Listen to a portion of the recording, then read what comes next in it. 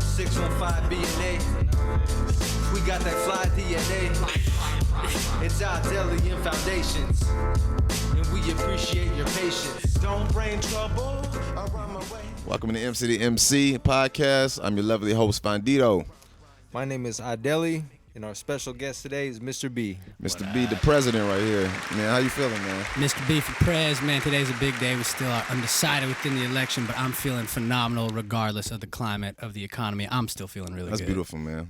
Yeah, we got our own economy, man, right here. For sure. Facts. And I just walked into a creative room. Yeah. I'm sure not everyone on camera can see this, but we got a bunch of people in the home right now, very creative, talented individuals, and these are the reasons I love Music City is just the people are very entrepreneurial and creatively driven here. Exactly. I think the climate right now, everybody's like driving each other because this is Nashville, so it's so competitive. For sure. You know, without even trying to be competitive, everybody just sharpening each other's swords naturally, man. Absolutely. But still a very good community. To your point, we were talking earlier how Nashville's very much like a community, and it very much is. That's one thing I've always loved about it. I mean, I just moved out 6 weeks ago, but I lived here for 8 years from 2012 till 2020. That's dope. And what I always tell people who haven't been to Nashville, the best part of it is the community. People truly like support one another, and if they can't come to your show, it's because they got their own show that night. Exactly. Well, and that's the advantage for an artist in Nashville. So if you're a Nashville artist, don't ever get discouraged because things aren't moving as fast as other cities like in Atlanta or New York, Chicago, LA. Because we can be next up, and I feel like we are next up. So, oh, yeah, we definitely next up, man. The bubble's popping. Like, how you feel like Nashville? It's definitely bubbling. I mean, just looking at the city, like the city's obviously growing. A lot of more money is getting poured into it, and then I know a bunch of my buddies have moved to LA over the past couple of years, and when they tell people in LA, hey, I'm from Nashville, they're like, no shit, like we're all trying to go to Nashville. So it's very much like a lot of cross-pollination. Nashville is becoming less of a stepping stone and more of a destination for a lot of people. Forever, this city was just like a stepping stone. Right. And I feel like now it's starting to become more of like a destination city for sure for a lot of careers. Not just for country music. It's always been like the destination for country music, but other genres are definitely coming up, you know, and that's, I know the goal of this is to create awareness for other genres outside of just country music. Exactly. Growing them up here because there are all genres represented in Nashville, which is dope, you know. I played in like a 7-piece hip-hop, funk rock jam band, and we were 7 musicians, Tribal Hoose. We were 7 musicians from 7 states, you know, with 7 different genres. Everyone was literally a different genre, but that's very much a testament to the city of Nashville and like the type of people here. But we all came together regardless of our genre differences under the umbrella of just music, you know. People could play selfless music. Actually, what we need. Sent our team an article that was written by NPR today talking about Nashville hip-hop and is it next? So it's really like kind of like a confirmation for everything that we've been doing and what we're driving towards. So it's just a matter of time, you know what I'm saying? For sure. Especially, this was at Belmont? We had the crew, the funk pop. Yes, rock. we all linked up at Belmont, just a block away from here. We all met in college. So I know sometimes I was questioning of did I get my money's worth out of school, but the people is what made it worth it for sure. I mean, you're paying for the people, the network. You know, I never stressed grades too hard. I was always about it's gonna. What happens outside of these walls is why I'm paying, you know, to be within this city, and very much just the people. The people are phenomenal. That's what's up. And that's why I'm in town. I'm getting here for a wedding. My best friend and business partner with the Hoos, he was the guitarist in Tribal Hoos, our band. He's getting married to his awesome soon-to-be wife, Sloan Jancheski, and we just kind of shout out to them. Yeah, and the wedding's tomorrow in Franklin, so that's what brings me in town. But I'm just happy to be here with you guys and meeting everyone here who's on the same wave. Like, it's very encouraging that yes, hip-hop is coming up and all genres are coming up within Music City, but especially hip-hop. That's like our main genre. That's what we love doing. So I think it's dope seeing this MC2MC. You guys got a cool thing going on. I support Mr. B for Prez. Mr. B supports this, and Hoos definitely endorses what these guys are doing. That's dope. Yeah, man. Thank you, man. I heard your song Set It Free. Oh yeah, it's my most recent one. It's a really good track. Thank you. So I'm not sure if you're familiar with like Heru, but we have what we call like heel hop, where we're trying to like heal hip hop and basically heal people through hip hop. And that track was right in our circumference, if you will. That's cool, man. Yeah. That's really cool. I want to learn more about heel hop. I haven't even talked with anyone about that song. I've just been putting out songs during coronavirus, and unfortunately, don't take my follow my lead on this. I haven't been promoting them at all. It's terrible. So that was just a song I literally released and didn't even like promote anywhere on social media. So I haven't even talked to any fan or friend about that song. So for you to bring that up, that's what's up. Yeah. That came from a real spot. You know, that was during the protests. It was right after George Floyd, and I talked about unemployment too. You know, my incomes were swiped out from underneath the rug. I was an AV tech, audio-visual technician, you know, for all the corporate conferences here. These were 1,000-plus person events, and obviously that's not happening now. And substitute teaching, I was a substitute teacher in Nashville, and even they're still virtual. They're still all online. High school doesn't come back till January. So both my incomes were wiped out from underneath me, except for my music income. My Spotify and streaming dollars continued to come in. So what's funny how, you know, society before COVID would consider that to be like less, almost like sturdy of an income. For sure. And that's proved to be my most sturdiest income throughout, or you know, it's been recession proof. Like my other more traditional incomes that would be considered more like safer incomes and safer jobs are actually like, we're not recession proof, whereas my music was. So that very much like motivated me to double down on my music and, you know, keep pushing it. But at the same time, I don't want to limit myself to just songs and streams and shows. Like I very much want to sell product. You know, I really want to create awareness, brand, and products. I think just from a monetary point of view, that's the key. You know, like I get people in the door with the music, and then very much as far as like capitalizing on the where you make money is like what I'm wearing with our Who's Moose products right here. Our shirts is our little logo and whatnot. But I'm very much just like becoming more and more product focused and less like, you know, trying to make my living off streams. Like that's just an income, but I don't want that to be my only one. Very trying to have 10 ways to make $1 and be diversified out here, you know? Nice. I saw you were also starting a skateboarding line. Oh, dude, yes. That's another, like, manifesting. I'm just putting out designs right now. We don't actually have, like, a skateboard manufacturer or distributor, but I'm already designing shit of, like, you know, when we do have those connections, this is the kind of shit I want to be making. That's the move, man. Yeah. I grew up just, like, loving just raw hip-hop and skateboarding. And so, like, they just go hand in hand. And I think skateboard wear and streetwear is, like, so dominant now. Like, I grew up knowing Supreme before it was famous. Like that was a niche skateboard company in New York, you know, and now it's just like popular everywhere. culture. It's just mainstream people copying culture. and making knockoffs. Same with Thrasher with the fire and whatnot. So I very much feel like a lot of the things I was into as a kid, hip hop and skateboarding, are so like front and center right now, and in society that's just like, yo, like believe in your ideas, like your taste buds are dope, keep doing that shit. And like now, you know, what's next? Like the things I'm into now, it's like I feel like that could be the future. And so things I believe in now, live streaming, I think that's going to be humongous. Yes. TikTok, I think artists, all musicians need to continue to get on that, as well as have your own products, you know, like physical goods you can sell, not just visual streams and whatever. Yeah. I'm a big Master P fan, and if you know Master P, he's all about like products, you know, own your products. Yeah. I've been a fan of Master P since back in the day. I know we talked about it. Nice. Exactly. Definitely some rap snacks and shit like that. Selling chips. So whatever you got, like you could put your flavor on it. Absolutely. I love it, man. If I could meet anyone in the music business, no lie, it'd be Master P. Master P. Yeah. Okay. What would you ask Master P, like if you was in the elevator with him?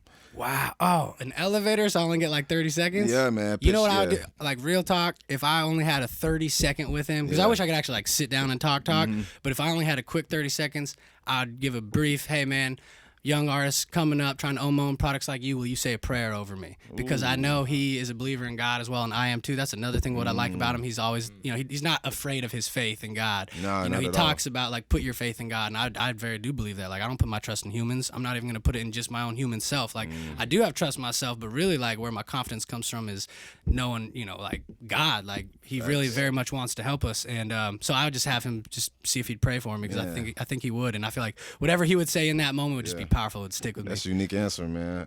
Definitely from where he come from, like nobody makes it out.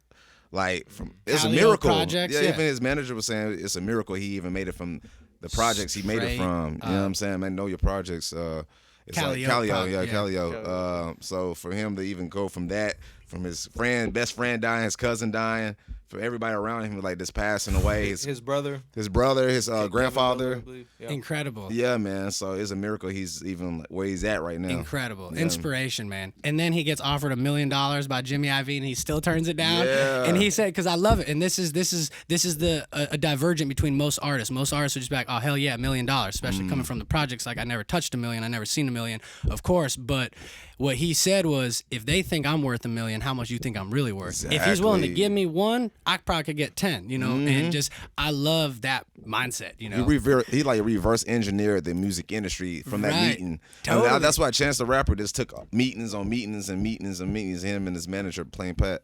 They just took on because he was still independent. Yeah. And it was like what can we learn from these record label meetings? And just take it back home and reverse engineer everything they put and displayed on the table, and then do it ourselves. Brilliant. And just use it off to our own network and our own tools. I love this time period we're in, man. With YouTube, so much information out there, so many good books out there, things to learn. You can just learn so much more information out there than ever before. That like artists are equipped to now do much more themselves with all that information. Those stories inspire me, man. And I want to stay independent to help blaze that trail even further. All those people we just talked about, they've helped, you know, clear the trail for us as artists to come through. And I want to like help clear the trail further for the next wave of artists. And I feel like I'll probably clear the trail. You know, this is, I'm very much just like a believer of, you know, own your own shit, do as much of it yourself. I'm not against record labels, but I'm against like traditional deals where you don't have the control to put out a song when you want and you own pennies on the pie. 360 deals and shit. Yeah. Right. So I very much want to stay independent as not only for myself to, you know, the creative control, because like ultimately what's more important to me than fame and money is creative control. Like I don't want someone telling me I can't put a song out when I want to put it out.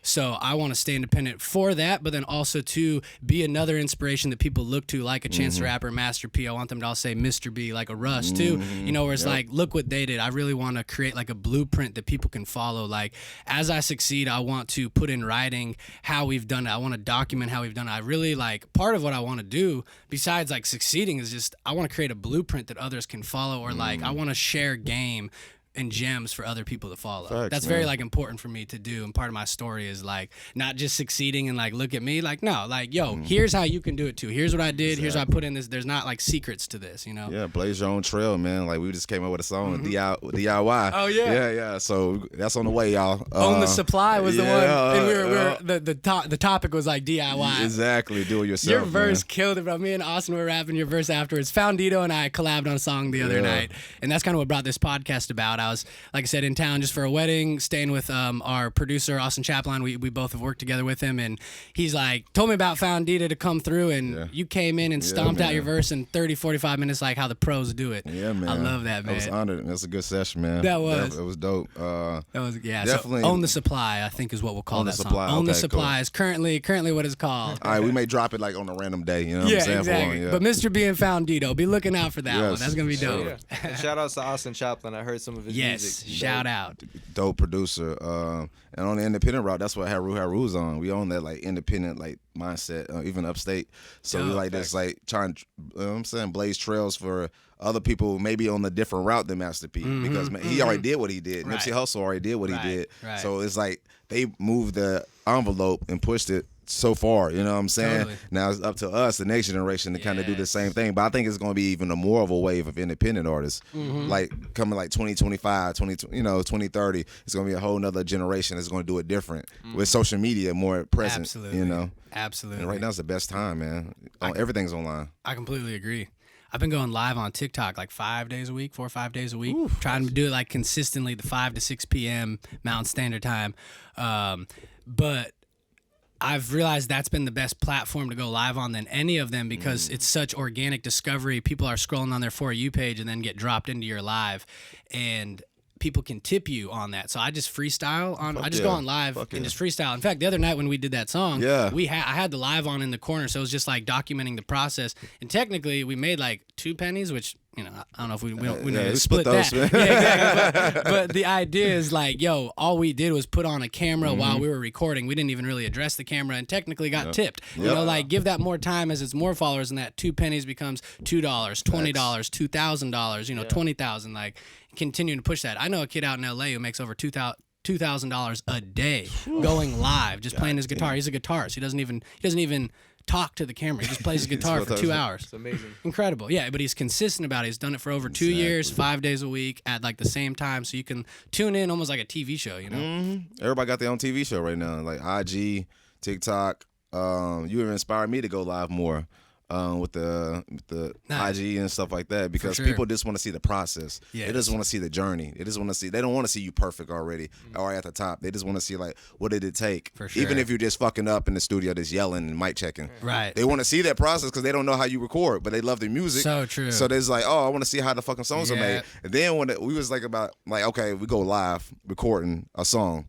When the song's recorded and the people that was a part of the session, they're gonna want to see that development of that song in an official version in the end, and like end result, like what did that song end up being, and they're gonna follow the song and stream it even more. Even more. It's more incentive. And you're more like apt to show your friend this song, and you're like, I was watching the live when they made it. Like you almost want to show your friend that song that much more, just because you felt like you're kind of like part of it. And especially as you like succeed, then people really want to see it. Like right now, people are definitely into the process, but when you're like an unknown artist, it's like less people into that. But they still do it. But especially when you like, it's important for us to do it, because then once you get successful, people will want to go back in on our catalog. Like, and when you see those songs getting made then, or continuing to do it even when we're bigger, I think they'll appreciate that.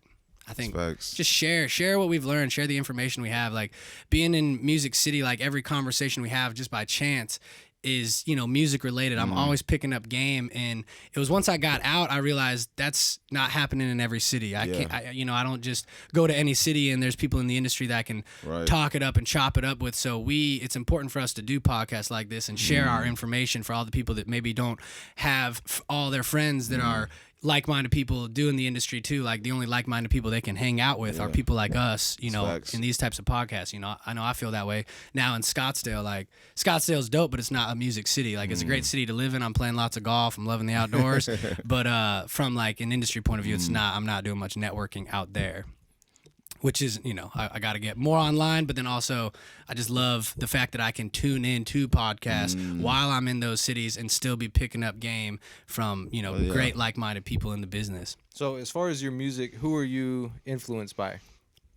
From a musical point of view, Biggie Smalls and Mac Miller are like my top two. Nice. Biggie is what got me into rap. When I first heard Biggie, like, say no more. I still think he's the best to ever do it, man. I love Big L, love Tupac. I'm very much like an old school like influence, like boom bap. I'm inspired by that for sure. Yeah. Not to say I don't like the newer stuff, but just from like the shit that influences me and inspires me to like do it. Like when I hear Biggie Smalls rap, I'm like, damn, like I could do the cadence. That. Yeah.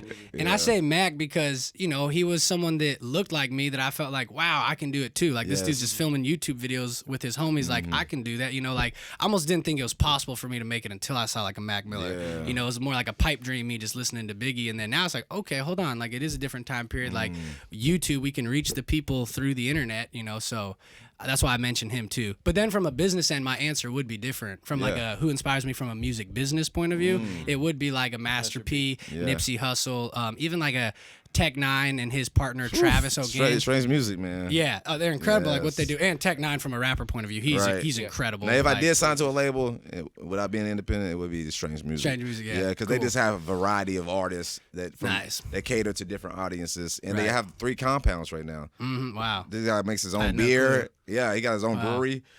Makes his own merch in one compound, and everybody's studios in like one compound, which is genius. That beer reminds me, this is a cool story. So I toured with Bone Thugs and Harmony in 2013 and then DMX in 2014. And I actually got to live on the bus with Bone Thugs. So I got to smoke with them, live with them, eat with them. Like I was with them. So you like the 7 member, man. Yeah, exactly. It was hilarious. We'd eat in at restaurants and I'd be like the only white kid there. It's like I just looked so out of place, but it was awesome. They were so super cool. Yeah. But the promoter, I'm bringing a point here. The promoter who got me on those gigs lives in Dallas, Texas, and my sister used to live in Dallas. So I actually hit up the promoter when I was visiting my sister. Hey, I'm in Dallas. He goes, come over. So I went over, and at one point he goes, go to the refrigerator and get out a beer. So I go in there, and his refrigerator is stocked full of band beers and artist beers. Oh, like the only thing he drinks is, or not the only thing, but he's got a refrigerator of just beers made by bands and alcohols made by music artists. And he told me, and he goes, that's dope. He goes, I know a lot of these people personally. He's been in the game forever. Like knows a lot of people. Like I said, he's who got me on those tours.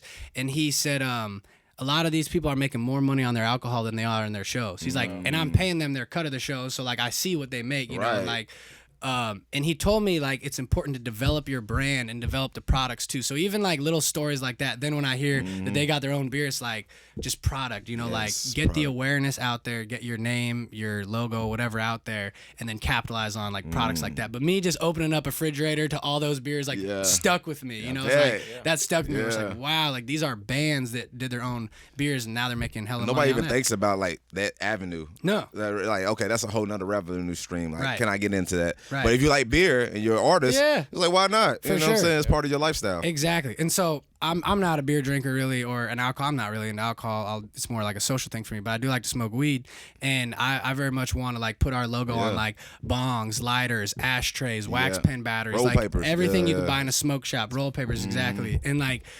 Everything but the weed itself, basically. Although I'm from Arizona, weed did just become legal in Arizona 2 nights ago with the election. So during the election. Yeah. Wow. Well, it was the same night. It was when all that shit gets voted on. Fuck yeah. So super exciting about that. Arizona. Exactly. So shout out AZ. We can now walk into a store and buy weed, and you can roll around with an ounce and not get hassled. You know, that's nice. That's nice. Six plants, but I very much want to, just like you're saying, if you're into that, you know, like I want to build like a lifestyle. Like the music is just a piece of the overall lifestyle brand. It's like, okay, here's the music they listen to. Here's the clothes they wear. Here's the weed they smoke, the bongs they use to smoke out of, the backpacks they wear. Like, ideally, take it everything. I don't think I'll ever be designing microphones and speakers, but you get the idea of, like, for real. Everything they use, someone that would be make into it part this. of their lifestyle. Exactly. Yes, exactly. And, you know, the music, like, yeah, you can make money that way, but, it's, you know, records don't sell anymore. People, it's more of like a service type of thing. It's less of a product being sold. But those other things we just talked about, those are still, like, physical transactional values that people, you know,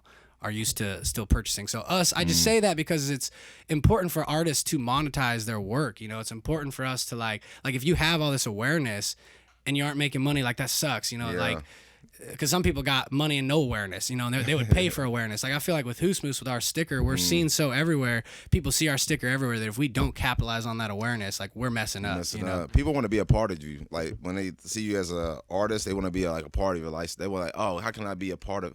Get a piece of that, you know what I'm saying? When they go to the shows, they want a piece of merch. They even stay afterwards to, you know, buy your merch and talk to you, you know, and that's more incentive for them to buy your merch, you know.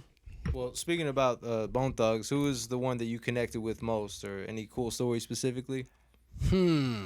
Bro, they were all dope as hell in their own way. Let me just say that. I don't want to like act like one was cooler than the other because they were all very unique and had their own personalities. Busy is busy. He's crazy. I remember when I first went up to him just to basically say like, yo, thanks for letting me be on the tour and shit. I walk up to him and he's like talking to himself. And right as I say something to him, he goes, I'm talking to my higher power, bro. Step off. I'm like, oh, okay. Like, my bad. So like I walked away for a second. And he comes up to me a couple minutes later. He's like, yo, sorry about that, man. Sorry about it. Like, what's up? And I was like, oh, nothing. I just want to say what's good. He's in tune. He's in tune. He was cool as hell, bro. Then I showed him my rap app. And I actually got him using, I have an app called the Rap App. Oh, dope. It's like training wheels for freestyling. It gives you words that already rhyme and a beat that plays. So it's like Barack Obama, taco lasagna, talk to your mama, stop all the drama, tic-tac-toe, spit that flow, hit that dro, get that dough. Like thousands of words already rhyme. And Busy was fucking with it. He was rapping with it for a little bit. He showed some of the other guys. I remember Wish was super nice, but he just kind of like slept all day. He didn't really come alive till the show. Fleshbone, cool as hell, man. He was all about his money. One night I slept in his bed, didn't realize that, in his bunk bed, because they slept in a hotel and I slept on the bus. But in the mornings at like 7 a.m. when it's time to go to the next city, like I was in like his bed or whatever. Like my bad. Tour manager's like, you gotta get the fuck out of Flesh's bed. So I jump out and I just remember Flesh's count, bro. He had a couple $1,000 cash, and I just remember like watching him counting his money. It was just like cash. But he was cool as hell. He was super nice, lazy. Super nice, but was lazy in the sense of he missed 2 shows. Oh, word. He missed like 4 flights, so the first 2 shows he actually wasn't there. He finally caught like the 3rd show of the tour in Houston, and he's dope. It's super cool, like super cool guy, like extremely nice, awesome dude. I mean, all of them are really awesome people. Crazy Bone, super chill, super nice dude too. Am I forgetting anyone? Flash. No, that's the other side. And then you know what I'm saying? Busy. Yeah. Mr. B-Bone, you know what I'm saying? Exactly. Bro, and I got some legendary stories on that tour, but nonetheless, that's where I got my confidence for sure. Not to say I didn't have it, but those were my first shows I ever performed in. Oh, dope. And that was actually a blessing that was my show number one with Bone Thugs' audience, rather than playing some of these Belmont house parties beforehand. Then I'm like, oh, this is what a show is, a bunch of white kids drinking. Yeah. Then I go to Bone Thugs, it's like I'm the only white person there. But playing for like the hood and people older than me, because Bone Thugs fans are not teenagers or in their 20s. By any means. They're in their 30s. Yeah. Exactly. And they fuck with hip hop. They go hard. They actually go hard in hip hop. Like they'll boo you off the stage. Like I don't perform in many venues or crowds that actually will boo you. You know, a lot of people are like, I don't know, they don't do that. They're like too friendly to actually boo. Like, bro, some of these shows, they will boo you. They will boo you. And I definitely got booed before I was on stage. Like before I had the mic in my hand. Once I started rapping, then they just went off the image. They just went off the image, exactly. But during those shows, after rocking, you know, the hood night after night, it's like I came back to Nashville and was playing Belmont that shows. shit. Exactly. Like, it's nothing, you know. Exactly. So I'm very thankful that was like my first shows. I had nothing to compare it to, which was overall a good thing because I had no like expectations, and a lot of fun for those shows though. There's nothing like winning over a crowd. Like I personally. I love it, bro. Like, I know there's going to get a point in time where I don't even have to win an audience over anymore, where I'm the headline act. They already love my music. They love my videos. They love me. That. Yeah. You know, and like, I've already won them over before I do anything, you know, like, and I love the fact that I don't look like a rapper. People misjudge me all the time. Like, there's no way this kid's got bars. And then I bring it, you know? Exactly. And I love that. I love the fact that just, you know, almost like as a raw MC. I told you I grew up on like the people I mentioned I grew up listening to. Like that's a real legend, like gritty, like raw come up type shit. And Brooklyn. and like even like the skateboarding attitude is very much, you know, like fuck you, like I'm jumping over this fence skateboarding, like getting in a fight with a security guard, like I'm getting this trick, I'm gonna kickflip this six stair, you know, whatever. But you know, attitude, man. Confidence. Exactly. So I personally loved that about those shows, is it like channeled that. Same with when we met the first night, me and Foundito met was during a rap battle. Like I love like that energy. I personally don't like going to do it too often because I don't want to use my talents for battling and tearing others down. But nonetheless, I love like having to win a crowd over. I love it. Like the inner MC in me love the competitor in me almost wants like the doubt just so it'll make that much better of a performance. Because if you doubt me, then it means you're starting, you know, here's neutral, Doubting's down here, and then I actually blow it out of the water. It's like it's more of an effect than if like the expectation was already higher. So that's a funny story because me and my brother used to open up for Bone. No shit. In Limelight, Get out. years ago. Love that, man. And funny. So connected. Yeah, exactly. So it's full story, man, full circle, man. And that was a crazy ass show because when we got there, it's Limelight, so it's big as hell. So if like 4 or 5 people was in there, then it looks like nobody's in there. And literally, it was like 4 or 5 people watching us perform, and Bone didn't get there till like late, like 4 hours later. Oh wow! And we had to open up for them, so it was like by the time they got on stage, it was like packed. And everybody loved them. They was late, you know, in the hotel smoking up. You know what I'm saying? Classic. Lazy Bone probably his problem, but but it was beautiful, man. Just to take pictures with the guys and they be down to earth like that. You know what I'm saying? After all the success with working with Eazy-E, Biggie, and Tupac. Are you kidding? No one else has done that. No one else has done that. Trifecta, bro. Respect to Bone Thugs and Harmony. All due respect. Like nothing but love and respect to them. They are legends. I remember that was the 20-year anniversary I did with them. It was on that tour, and they would pray before every show, and I would get to like sit in on the prayers. And I remember that was just powerful. Like they really are, you know, like brothers and cousins and family. Like they show out. All their family members come out to their shows. You know, like actual family members coming out to the shows, which is dope because it's not always like that. Not everyone is like willing to bring their cousins and their homies out to the show. Some people is very much like, I got here, y'all are still there. But they very much like bring everyone, you know. Not everybody, family and friends come to the show either way to support. So it's hard to get that. For sure. First of all, you know. Well, for sure. You mentioned Bone Thugs and DMX, right? Yeah. From your beginning. Yeah. DMX is also another one that is known for reciting prayers too. Yeah. Sometimes before he performs or in the introduction song and the end song of his albums and stuff like that. And that's something I took away and try to kind of incorporate in my music too. For sure. If it's not in the intro, I'm still gonna, you know, send shout outs to the maker. That's cool. That's cool, for sure. Bless the mic, bless the stage before you get on it. And I think that's how DMX really blew because his fans connected more to the prayers and then capitalized by the music. Yeah. And now they like, because I mean, how many rappers prayed before they even like rapped on the mic besides Tupac? You know what I'm saying? So he kind of took that and like made it even more connection with the fans that's even like connected with God like that on that level. Dude, his song "Lord Give Me a Sign" gives me chills. Powerful. That's a powerful song. Like, he makes bangers, no doubt, but that one's just like powerful. It's like, ooh, very powerful. Deep. On the DMX tour, all my shit got stolen actually in San Antonio, Texas, which ironic, it's at the same venue that I performed with Bone Thugs 365 days, exactly 1 year before. Wow. For my first show ever. So I have like a weird relationship with this venue where it was my first show ever, and then a year later on the DMX, I got all my shit stolen. You love it and hate it. Exactly. I had to like hop off the tour for 2 nights. I like had to freeze my credit cards because everything got stolen. Damn.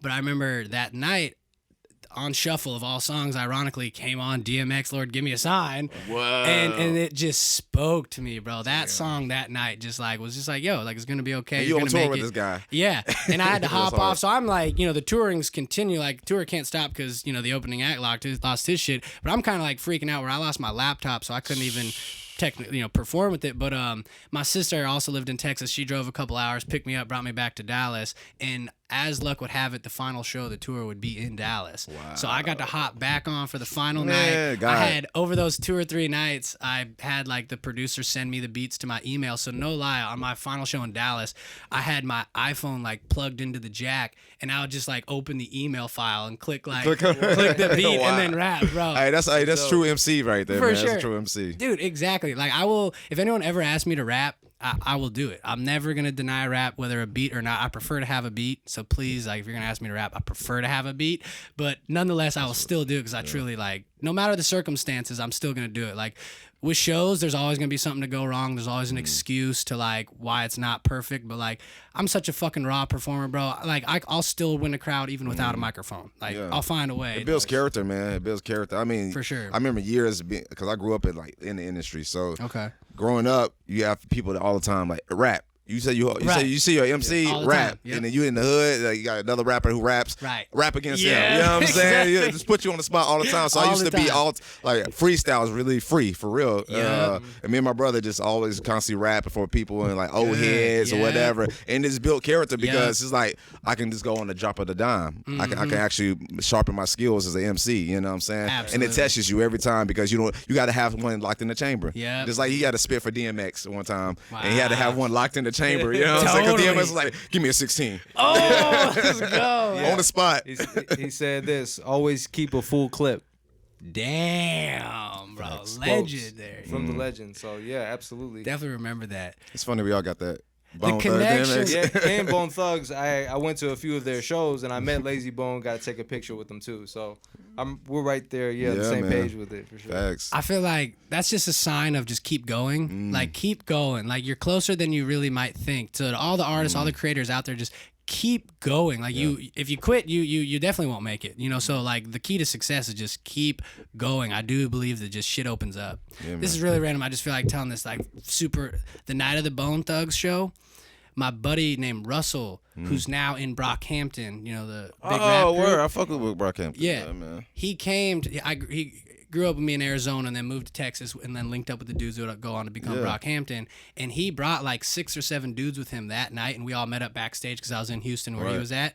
And I don't remember who the dudes were, but now here I am years later thinking of it like, man, I wonder how many other members, because he was with 6 or 7 dudes. I wonder how many of those maybe dudes that was the whole Brockhampton were there. Yeah, I have no clue. I know he is, like, shout out my boy Russell Joba. He's Joba in the group, but I don't know, random. That's dope, man. Brought back that thought and memory. 1 degree of separation, man. I feel like everybody's connected in some form or fashion. Dude, we are, bro. We are. So just be nice to everyone. Like, be yourself, but be genuine. Be, like, I just tell that to everyone. Like, you can't look at someone like, oh, they can't do anything for me. It's like, yo, you don't know who they know. And they might plug you up with someone real quick. So, and it's not even about doing that. Like, be nice to everyone, because at the end of the day, life's tough and we just need to be nice. Like, it just helps life go by easier. We got enough everyone's got stress and bullshit. But especially from like an industry point of view, if you can just stay in the game long enough and have a good reputation and people look at you in high regard, they'll give you that phone call when like your time comes up and you want to make sure that your blade is sharp so that when you step up to the plate, you can deliver, because like integrity, man. Your time will come. If you stay in the game, like, you'll get opportunities, Oh, yeah, definitely. And that's why I believe in like integrity, like treating everybody with respect on the way up. And if you shit on everybody on the way out, you're going to slippery slope down. You know what I'm saying? Absolutely. Or 10 times as faster. Absolutely. And that's why everybody, you don't know who they're going to become either. Right. Like, this guy may be an intern today, but he may be like an A&R for a big record label the next day. And then he may be a CEO of that record label the next day. You know what I'm saying? I got a lyric that says, you got to face it. Anybody could make it. I'm a white boy who's toured with DMX and wears Asics. Ooh. And then there's the other one, be nice to everyone when you're young because you never know who they'll grow up to become. Facts. You never know, man. Dude, in fact, speaking of, this kid that I went to middle school with now has a song with over 1 billion streams on Spotify with a B. I didn't stutter. With a B, he's got multiple songs with hundreds of millions of streams. His name's Alec Benjamin. Shout out Alec. I know we haven't talked in years, but just a kid where in middle school is like, yo, be nice to everyone. Because like at that time, I wouldn't have expected that like he would go on to become this like, he's like a pop singer, like a singer-songwriter. Exactly. But nonetheless, like humongous, dude. Like, you know, but I remember he got picked on in middle school at times, you know, like, but just that drove him. Probably, totally. Yeah, probably drove him. Just seeing that example is just like, man, with just so many in life. Even my buddy Russell, I was just saying in Brockhampton, like seeing his rise to success, and some other people I know that have like just changed their lives through TikTok and music. It's like, yo, it can happen to all of us. It really can. Is your track so whack it slaps you back? Don't worry. We got samples for that. So how did you become Mr. B?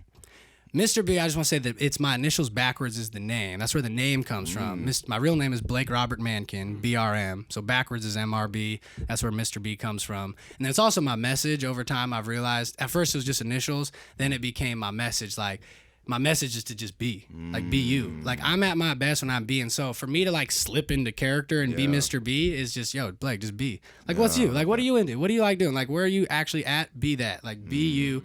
And that's kind of my goal to everyone else is, like, be you. Like, whoever you are, like, be Foundito, you know? And same with Hoos Moose, kind of our brand. Hoos Moose, if you look at the moose, like he's being himself so hardcore. Like you can't look at that logo and not realize this moose is being himself. You know, he's got a gold chain, blown bubble gum, pierced antler, and smoking. You know, and that's just the message of it all. Cool ass moose right there. Yeah, but I started like writing raps in 5th grade and started freestyling in 8th grade. And I'm very much like a product of encouragement. A lot of my buddies, we would just spit freestyles for fun. We just smoke and freestyle and shit. And a lot of my buddies were like, yo, you're good. Like, record. And I was always downplaying it. I just wanted to skateboard. I was just skateboarding. What's funny is, like, I had a skateboard video where I was rapping my intro, and then I skateboarded. And nowadays it's, like, reverse, where now I'm a rapper who can, like, skateboard. Not just a skater who can rap. But, no, started freestyling in 8th grade, and I was doing it every day then, all throughout high school. And then at 16 is when I started recording, and I'm 26 now, so it's been 10 years of actually recording music. And every year it gets more and more serious. It gets more and more legitimate. I can hear it, man, from your growth, man. For sure. Cadence and all that, man. Absolutely. And then I had, you know, from 2014 till 2019, played in a band. I was the leader of a 7-piece group, and that was a phenomenal experience. Working with musicians, playing with a live band is so much more impactful live than just rapping over a MIDI track, you know? But now we're no longer playing as a group, so I'm back to a solo artist. So it's like everything I've learned from this group, but now being solo again, it's like, how can I just go to the next stage and, you know, knowing everything I know now, like how can we push that forward, you know? So I'm excited about what's to come, though. I gotta say, I'm very optimistic about the future. Definitely, man. So what drives you, man? What keeps you going? Like, definitely, I mean, you know, financial freedom, do what I love, but also I just see a lot of people that are like self-conscious out here. I see a lot of people like not confident in themselves, and I really want to help that. I really want to like help overall society just be more confident in themselves. You know, like, I don't know. I never had a problem just like naturally growing up of I'm into this and I don't give a fuck if you're not, you know, and like a lot of people just naturally like they let others peer pressure influence them too much. And so I just want to really like encourage people, again, Mr. B, like, be you. Like, what do you like doing? Like, be that. Like, that's what the world needs. The world does not need another this that already exists. We need a unique you. Like, what are you thinking? What are you seeing the world as? Like, that's what we need. Yes, we need more perspective. Yeah, definitely, man. So I just want to like encourage that through that's my why, through all my different what's, through all the different businesses and hows I go about it. The why stays the same, which is really to just inspire confidence and encouragement in people. I want to see more people fulfilled in what they do,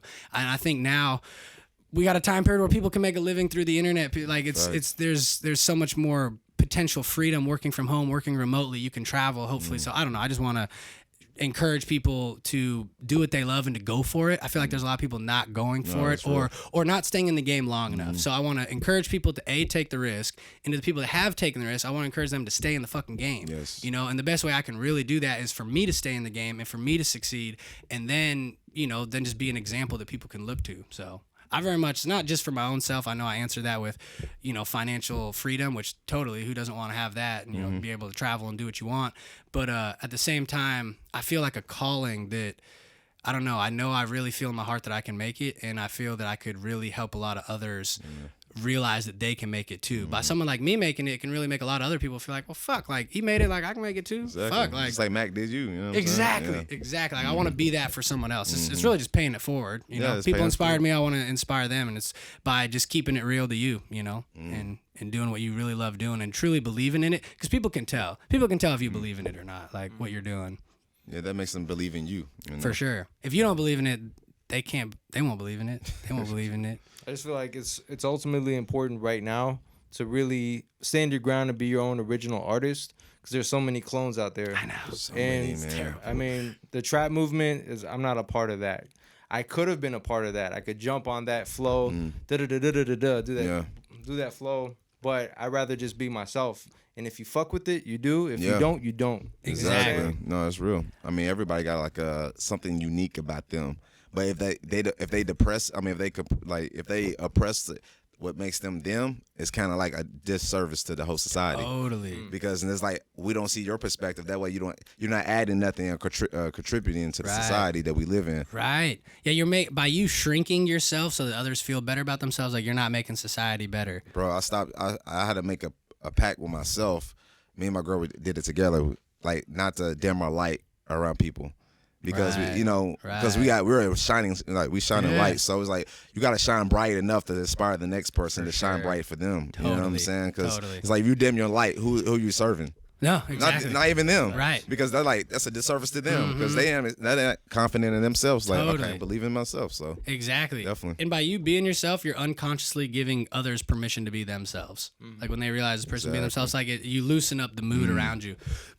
Kind of what you were saying, it reminds me, I tell this story all the time, but at the night of the Bone Thugs and Harmony concert, my first performance ever, this dude came up to me, and it was like totally a gang. They were all wearing the same color. It was like 15 motherfuckers, like 10 girls, and they're all in the same color. Like every piece of their article of clothing was the same. I can't remember the color. I know it's like, how did you forget the color? But I did. Anyway, I know it wasn't blue or red. It was a gang. Exactly.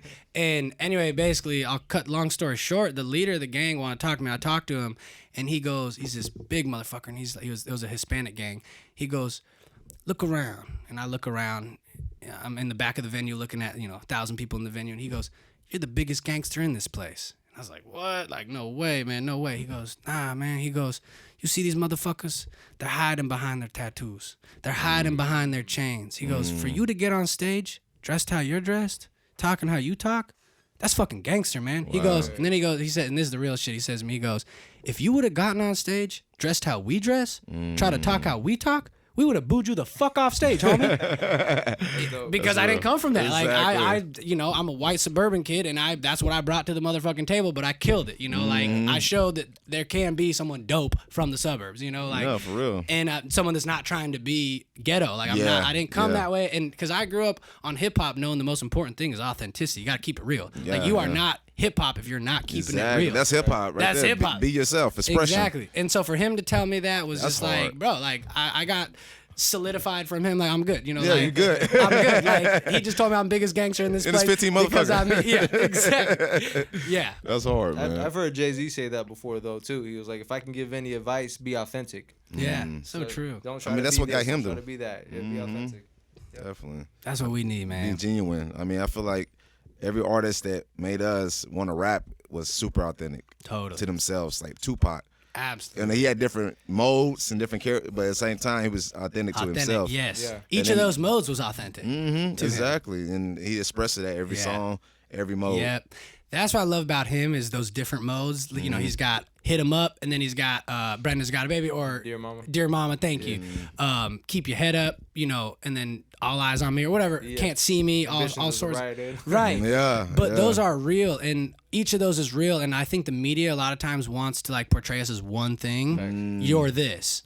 And it's like, nah, like there's multiple aspects of it, and I know I definitely like that's what I respect about him, and I definitely want to like show that too. Like I do work with children, but then I also like have performed, you know, like I don't know, at college parties where people are doing blow on, you know, right there, right on in front of us, and then the next day I'm substitute teaching, you know, a bunch of third graders. But like contrast. It's definitely a contrast, but like both are authentic to me. I very much am great with kids and children, and like I can be well in that environment. Obviously, I'm pretty consistent. I'm a pretty consistent dude across the board. Yeah. Like I'm not. A lot of people are like, whoever they're around, they start acting a certain way. I'm very consistent. Okay. Like I don't talk to a kid like, oh, you're a little kid. I'm still talking to a kid like, what's up? I'm not cussing or anything. No, I'm still like, what's up? That's how they relate and connect with you. Absolutely. And then so both are real. Like I can perform the show in that environment, even though I don't do drugs. I'm around it a lot, but I don't like it, which is overall a blessing because I get offered way too many free drugs. And if I was into that shit, You got addicted to a personality it would kill anyway. my health. Yeah.